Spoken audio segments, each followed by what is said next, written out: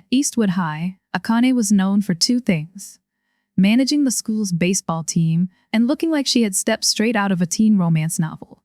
Her charm didn't go unnoticed.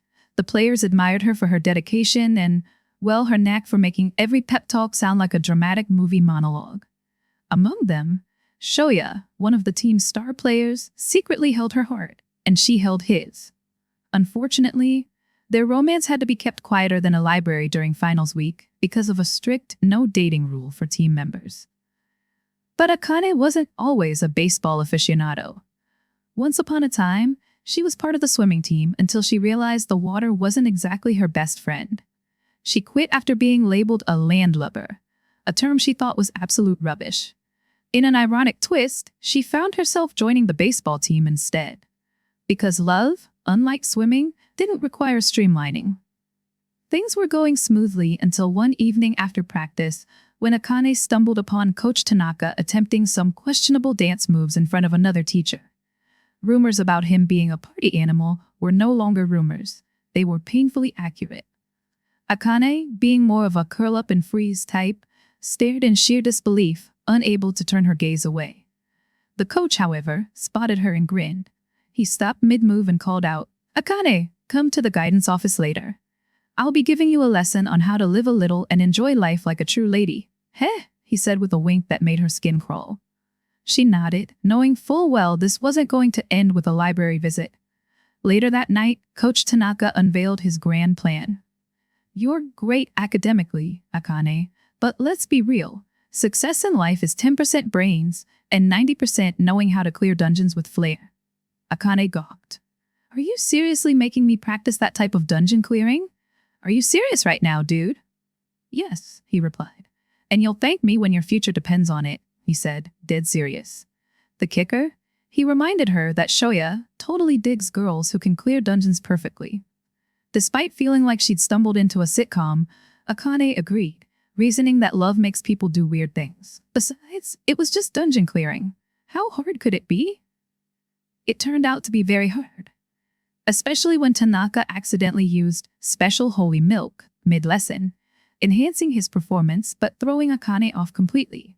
After struggling twice, she passed out, only to wake up later to find him holding her phone. Apparently, he'd caught her trying to record the ordeal as evidence, and smirked, knowing he now had full control over the situation. He laughed. "Nice try, Akane. But I've got the footage now, and maybe I should let Shoya see it," he teased, playing the video of her clumsy attempts on loop, highlighting her awkward reactions to the dungeon clearing trials.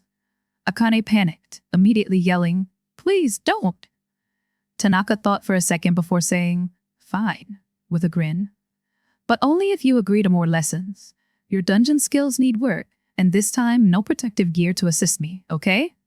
Eventually this led to the next day, where the coach dragged Akane onto the field during practice, claiming her flexibility needed improvement if she wanted to be useful to the team.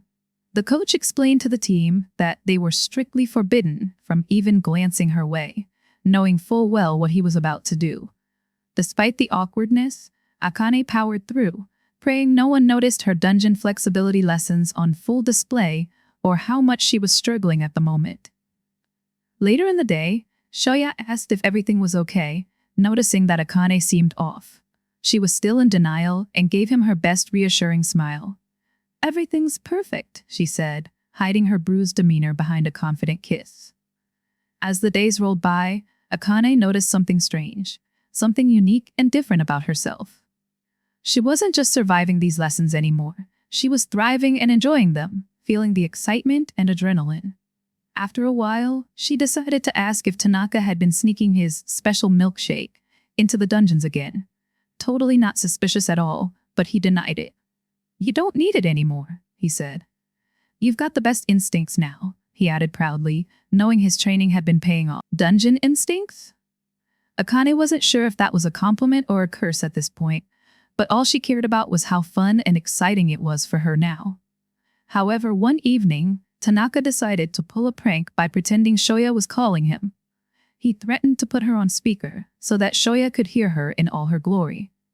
This made Akane panic, and she decided to agree to keep training, without gear, just to make the coach hang up because she didn't want him to know. even though she had already gone this far. The twist, though, was that the call was fake and part of a ploy to get her to agree to his demands. Akane let out a relieved sigh. Thank goodness Shoya didn't hear, not realizing anything at all.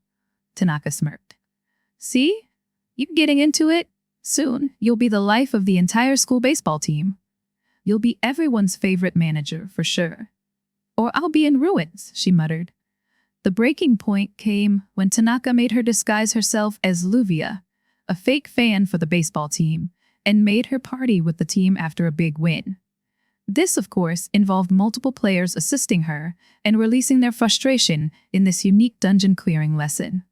Akane played along until one guy nearly recognized her, causing her to get desperate.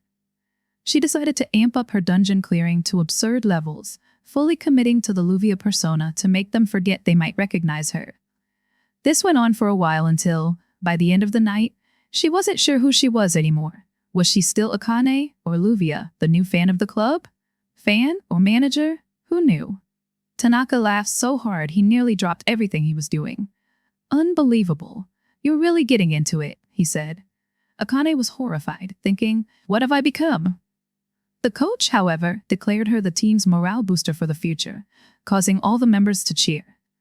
Akane froze, realizing that her dignity and life had just packed their bags and ran away from her, leaving her completely screwed. And as most of these stories go, the next day, she ended up breaking up with Shoya. No explanation, just an awkward silence. By the time the next dungeon clearing camp rolled around, Akane had fully embraced her new role, realizing this was what she lived for. She wasn't just managing the team anymore, she was throwing them morale-boosting parties at the end of their matches or before matches to get them raring to go. However, after all this, Shoya overheard talk about the insane lessons in the other room and quietly resigned himself to his fate, realizing his girl had been stolen due to these stupid lessons. And with all of that, Akane had been fully transformed into a true boss for dungeon clearing, letting every team member have fun and enjoy the excitement it brought. Meanwhile, the coach was living the good life, having her as an excellent student who listened to all his demands, while poor Shoya was stuck in his own lonely world. Feels bad, man. Better luck next time, dude.